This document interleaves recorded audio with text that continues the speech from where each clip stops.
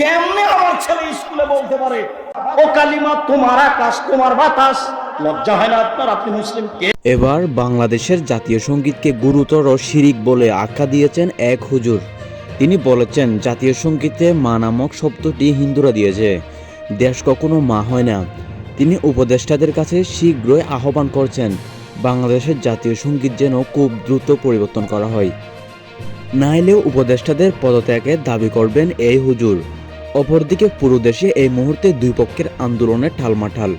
এক পক্ষ বলছে জাতীয় সঙ্গীত পরিবর্তন করতে, আরেক পক্ষ বলছে জাতীয় সঙ্গীত যদি পরিবর্তন করা হয় তাহলে এটি পুরো দেশের জন্য একটি মারাত্মক সংঘাত সৃষ্টি করবে। এ নিয়ে গত 5 সেপ্টেম্বর ছাত্রদের মধ্যে একটি পাল্টা দাওয়াদাওয়ি সংঘর্ষ হয়। তবে বিশেষজ্ঞরা মনে করছেন জাতীয় সঙ্গীত পরিবর্তন করলে দেশের জন্য ভালো হবে না।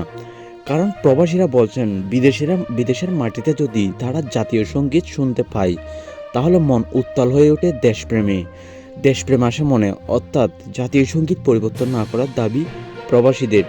তবে উপদেষ্টারা ভাবছেন দেশের জাতীয় সঙ্গীত পরিবর্তন করবেন যদি গুরুতর আন্দোলনের সম্মুখীন হতে হয়, তাহলে উপদেষ্টারা বাধ্য হবেন জাতীয় সঙ্গীত পরিবর্তন করতে।